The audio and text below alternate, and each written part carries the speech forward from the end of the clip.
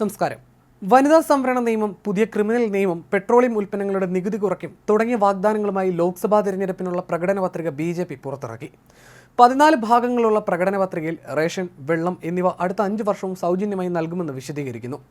Bullet ട്രെയിനുകളും വന്ദേ ഭാരത് ട്രെയിനുകളും കൊണ്ടുവരും. പെട്രോളിയം ഉൽപ്പന്നങ്ങളുടെ നികുതി കുറയ്ക്കും. ഇന്ത്യയെ രാജ്യാന്തര നിർമ്മാണ ഹബ്ബാക്കും എന്നീ വാഗ്ദാനങ്ങളും BJP മുന്നോട്ട് വയ്ക്കുന്നു. BJP ആസ്ഥാനത്ത് പ്രധാനമന്ത്രി നരേന്ദ്രമോദി, ആഭ്യന്തരമന്ത്രി അമിത് ഷാ, പ്രതിരോധ മന്ത്രി രാജ്നാഥ് സിംഗ്, BJP അധ്യക്ഷൻ JP നദ്ദ എന്നിവർ ചേർന്നാണ് പ്രകടന പത്രിക പുറത്തിറക്കിയത്.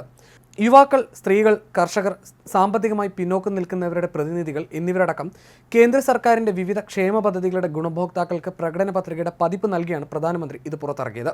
ലഖ്പതി ദീദി പദ്ധതി 3 കോടി സ്ത്രീകൾക്കായി വിപുലീകരിക്കും. വനിതാ സംവരണം പ്രാബല്യത്തിൽ കൊണ്ടുവരും. മെട്രോ റെയിൽ ശൃംഖല വിപുലമാക്കും. അഴിമതിക്കാർക്കെതിരെ കൂടുതൽ കർശന നടപടികൾ സ്വീകരിക്കും.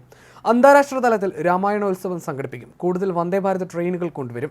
വടക്ക് തെക്ക് ബുള്ളറ്റ് ട്രെയിൻ റൂട്ടിന്റെ സാധ്യതാ പഠനം നടത്തും. 6G സാങ്കേതികവിദ്യ പ്രഖ്യാപിക്കുമെന്നതടക്കം നിരവധി പ്രഖ്യാപനങ്ങളാണ് പത്രികയിലുള്ളത്. കേരളത്തിലെ വിഷു ആഘോഷത്തിന്റെ കൂടി പശ്ചാത്തലത്തിൽ ആശംസകൾ നേർന്നാണ് പ്രധാനമന്ത്രി പ്രസംഗം ആരംഭിച്ചത്. രാജ്യം കാത്തിരുന്ന പ്രകടന പത്രികയാണ് BJP അവതരിപ്പിച്ചതെന്നും അദ്ദേഹം പറഞ്ഞു. നടപ്പാക്കുന്ന കാര്യങ്ങളെ പ്രകടന പത്രികയിൽ പറയാറുള്ളൂ. 4 വിഭാഗങ്ങളെ കൂടുതൽ ശാക്തീകരിക്കുകയാണ് ലക്ഷ്യം.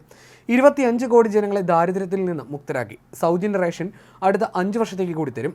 70 വയസ്സിന് മുകളിലുള്ള എല്ലാവരെയും ആയുഷ്മാൻ ഭാരത് പദ്ധതിയിൽ ഉൾപ്പെടുത്തും. വാതക പൈപ്പ് ലൈൻ എല്ലാ വീടുകളിലും എത്തിക്കും. വൈദ്യുതി ബിൽ 0 പുരപ്പുറ സോളാർ പദ്ധതി വ്യാപകമാക്കും. മുദ്രാ ലോൺ തുക 10 ലക്ഷത്തിൽ നിന്ന് 20 ലക്ഷം രൂപയാക്കും. പ്രധാനമന്ത്രി ആവാസ് യോജന വഴി 3 കോടി വീടുകൾ നിർമ്മിക്കും. ട്രാൻസ്ജെൻഡറുകളെ ആയുഷ്മാൻ ഭാരത് പദ്ധതിയിൽ ഉൾപ്പെടുത്തും. ഭിന്നശേഷിക്കാർക്ക് PM ആവാസ് യോജന വഴി വീടുകൾ നൽകുമെന്നും നരേന്ദ്രമോദി തന്റെ പ്രസംഗത്തിൽ പറഞ്ഞു. തന്റെ 10 വർഷത്തെ ഭരണ നേട്ടങ്ങളാണ് മോദി പ്രസംഗത്തിൽ ഊന്നി പറഞ്ഞത്. അതിനിടെ രാഹുൽ ഗാന്ധിയുടെ പഴയ ചെമ്പാരൻ മട്ടൻ കറി പാചക വീഡിയോ വിവാദവും വീണ്ടും പ്രചാരണത്തിൽ പ്രധാനമന്ത്രി നരേന്ദ്രമോദി കഴിഞ്ഞ ദിവസം കുത്തിപ്പൊക്കിയിരുന്നു.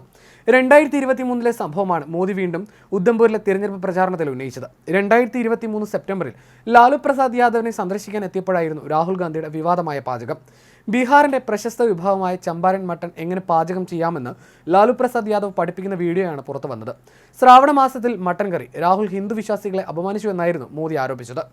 രാഹുൽ ഗാന്ധിയും തേജസ്വി യാദവും നോൺ വെജ് ഭക്ഷണത്തിന്റെ വീഡിയോ ഇട്ടത് വിശ്വാസികളെ അപമാനിക്കാനാണ്. ശ്രാവണ മാസത്തിലെ മട്ടൻ കറി പാചകം മുഗളന്മാരുടെ മാനസികാവസ്ഥയാണ്. ഇതാരെയും സന്തോഷിപ്പിക്കാനാണ്.